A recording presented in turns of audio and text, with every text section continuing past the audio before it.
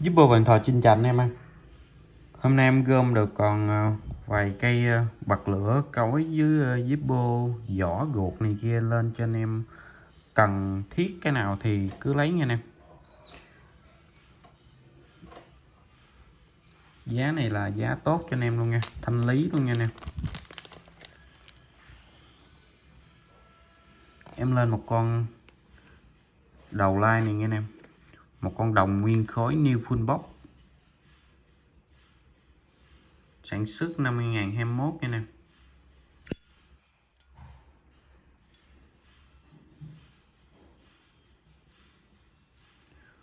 Guộc mạ vàng nha anh em, khá đẹp. Guộc trùng 5 tháng luôn.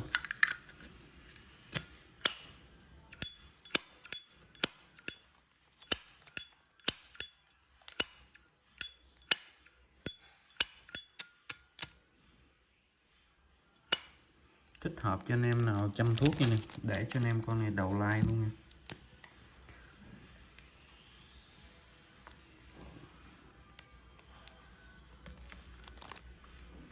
Mã số 400 nha anh em, giá 600k bao ship cho anh em à. New full box nha nè.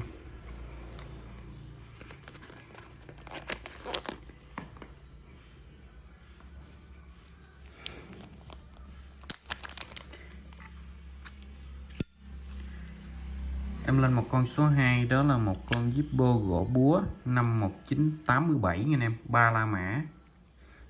Ba la mã. Guộc màu vàng luôn nha anh em. Guộc trùng 5.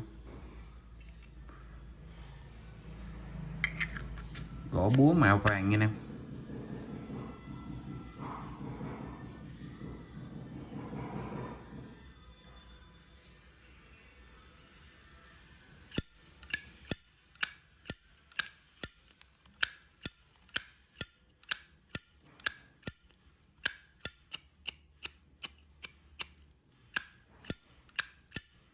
Tiếng khá là hay luôn nha anh em.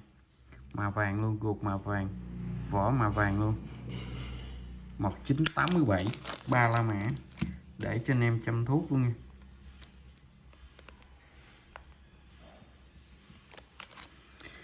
Mã số 401 nha anh em, 1.300.000 bao ship cho anh em.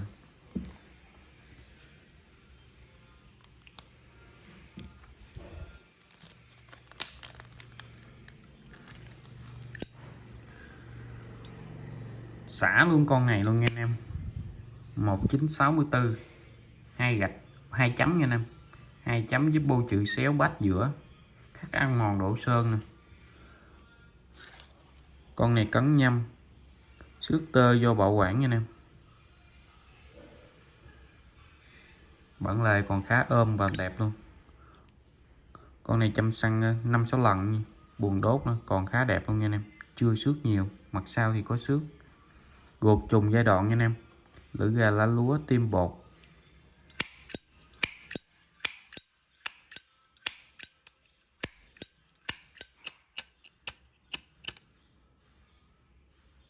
Xe đời 6X khá là bén luôn nha anh em.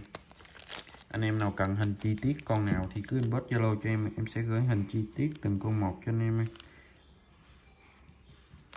Con này để cho anh em luôn nha, bao ship 1.500.000, mã số 402. Một con Zippo 1964, khá cổ luôn nha anh em.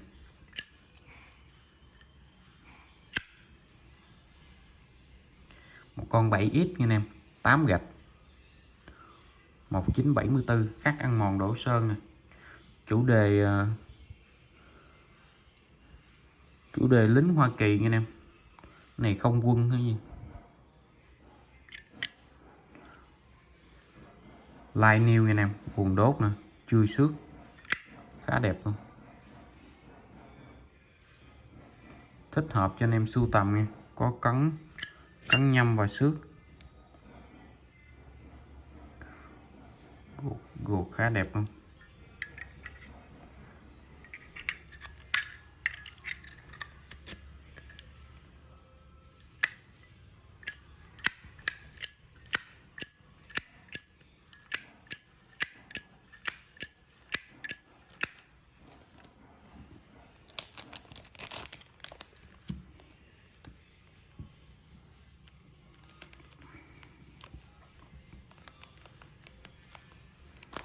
Con này để cho anh em 1,5 triệu nha, mã số 403.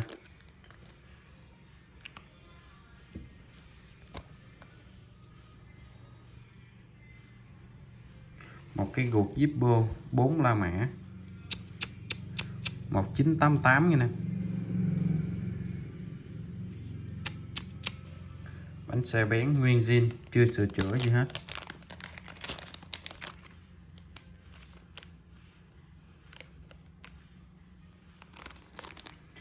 Để cho anh em cái guộc này 400k nha anh em, 1988. Hôm nay thanh lý hết luôn nha anh em. Một cái vỏ satin năm 2015. Vỏ này new nha anh em. Nắp nè, trên nắp nè, chưa xước nha.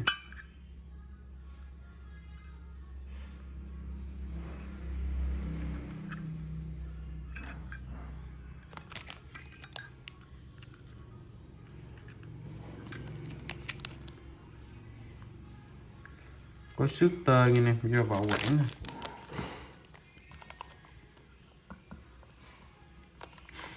Để cho anh em luôn nha, 250k trong like này luôn nha. Một cái guộc đời số 217 new, like new nha anh em. Đốt lửa một lần.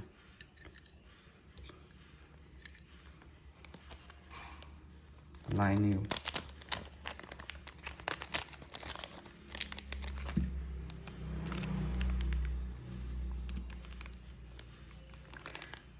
Để cho anh em luôn 350k nha anh em. Bao ship, nhưng anh em thông cảm giúp em là em không ship code nha. Một con đồng nguyên khối cối nha anh em. No 6 Marlboro. Ở trên nó còn lớp mạ, ở dưới thì chóc lớp mạ nha anh em. Nó ra đồng mà khá đẹp luôn nè. Anh em nào đánh thì em đánh cho cái lớp trên này nó ra luôn, giống như lớp dưới luôn nha nè. Đồng nguyên khối màu vàng, No 6 của hãng Marlboro, hãng thuốc Marlboro nha nè.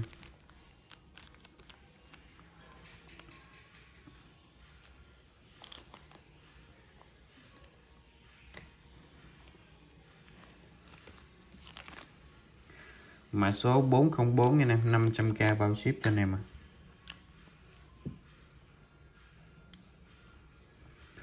Một con cối luôn, đời xưa nha nè. Cối này của Đức. Bánh xe ngang,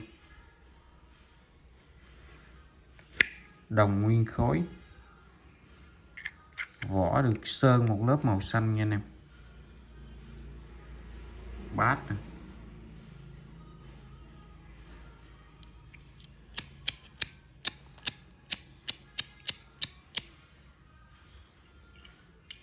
Giai đoạn này 4x nha nè. Bánh xe ngang.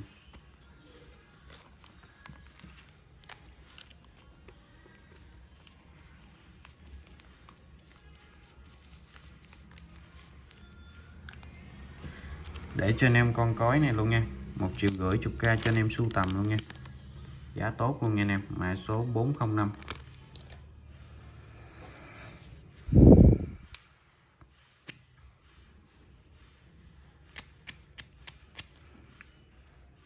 Made in USA. Cối nha anh em. Nhôm sơn tĩnh điện nha, khá đẹp luôn. Cối của Mỹ xưa.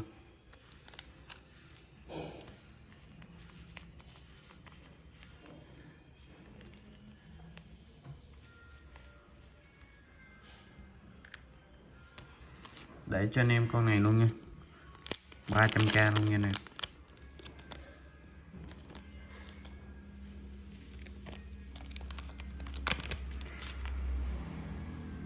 Em còn một con này để cho anh em luôn, một con cối nhỏ gọn luôn nha anh em, bằng nhôm nè. Con này bằng nhôm nha anh em, sơn bánh xe ngang giai đoạn 4x.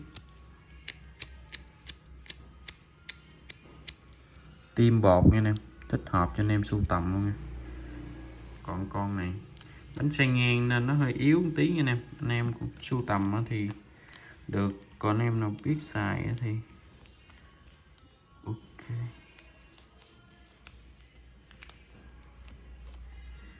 Để cho anh em con này luôn nha, 350 cho ca nha anh em, bao ship cho anh em. Tim bột luôn nha anh em.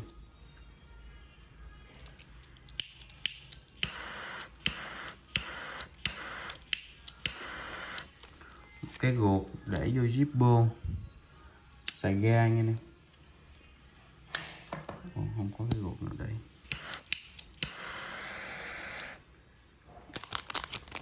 Cái guộc khẽ.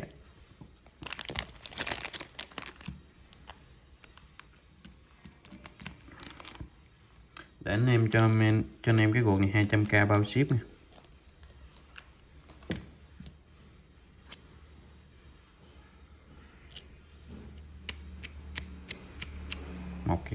Một cái cối xưa nữa nha anh em, nhỏ gọn thích hợp cho anh em sưu tầm. Cối này của Nhật nha anh em.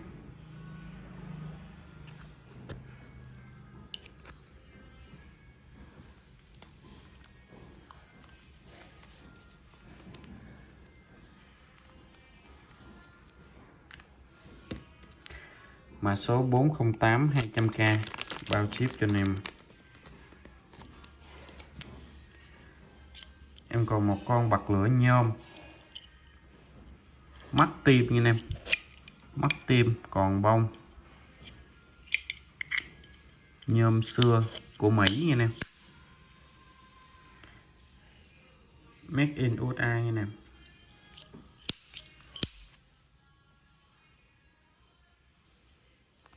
Anh em nào lấy thì em sẽ tặng cho anh em một cái tim gì anh em gắn vào anh em xài.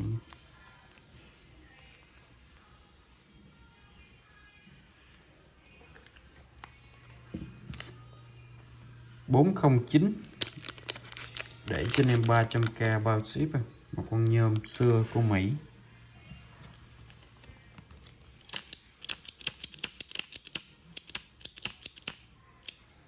Một con cò mổ nha anh em, của Nhật, săn đá.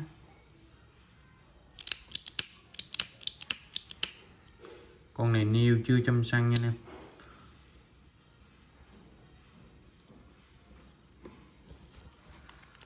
Còn mổ Nhật niêu chưa chăm săn.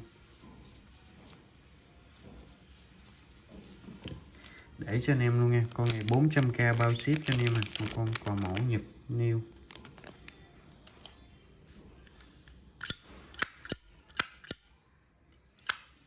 Một con Zippo 2000 đồng nguyên khối nha anh em, gột trùng 5.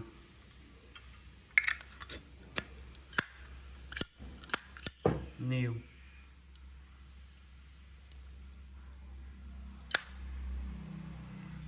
Trên bề mặt có xước tơ nha anh em, do bảo quản thôi.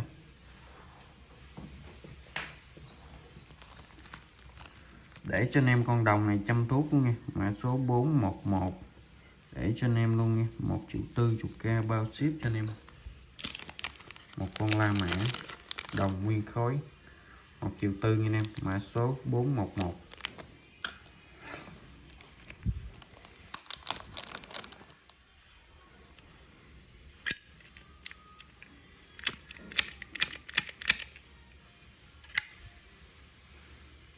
Một con bật lửa của một con Zippo bật lửa nha anh em. Con này bị xì ra rồi, anh em nào lấy thì em sẽ tặng cho anh em con này luôn nha, vì anh em nào thay gon hoặc là chỉnh sửa đó về xài, tặng không cho anh em nha. Anh em nào lấy bất cứ cái con nào thì em sẽ tặng cho anh em con này nếu mà anh em lấy nha. Một con cối cuối cùng nha anh em.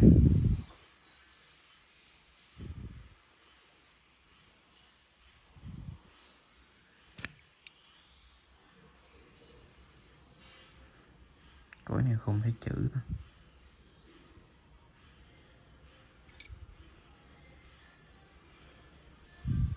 Tim dây dài nè, chốt đá bằng nhôm luôn nha anh em. Bánh sen ngang giai đoạn 40 nha nè.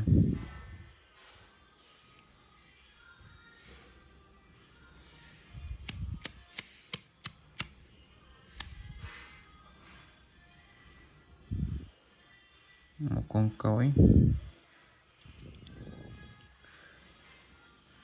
đồng mạ chôm nha nè. Ở ngoài được có một sơn một lớp khá đẹp luôn.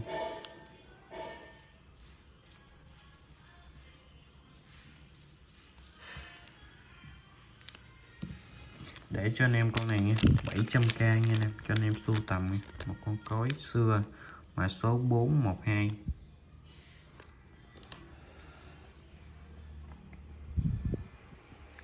Một con Goldson đáy bàn đời xưa nha anh em, xài săn đá khá to luôn. Con này thanh lý cho anh em luôn nha. Một con Goldson mã số 413, thích hợp cho anh em nào chân nha. Để cho anh em luôn nha, 400k luôn nha anh em, bao ship mã số 413. Một con Goldson hãng Goldson của Mỹ nè. Một con cơ chế 206, con này thanh lý cho anh em luôn nha, đồng nguyên khối nha.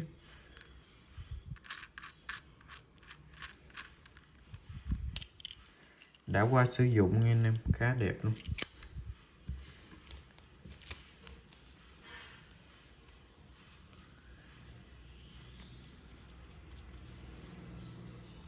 Để cho anh em con này luôn nha, sưu tầm hoặc chân nha, 1,5 triệu nha. 1,5 triệu mã số 414, 1,5 triệu nha anh em, bao ship cho anh em ạ. Giá tốt luôn nha anh em.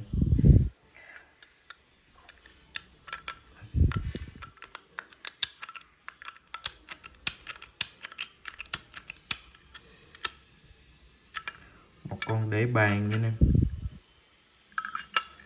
còn mẫu để bàn.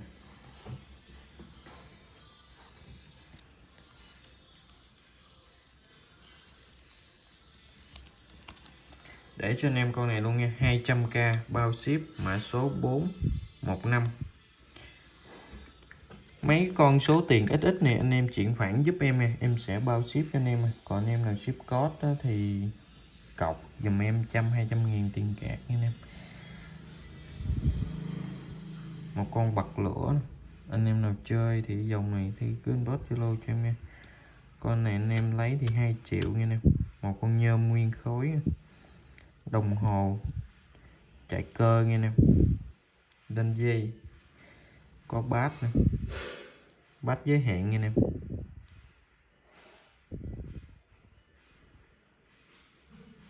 Số khá đẹp luôn. Nhôm nguyên khối, xài săn đá nha anh em. Đồng hồ chạy cơ. Hôm nay like của em tới đây là hết. Em xin cảm ơn anh em thật nhiều nha.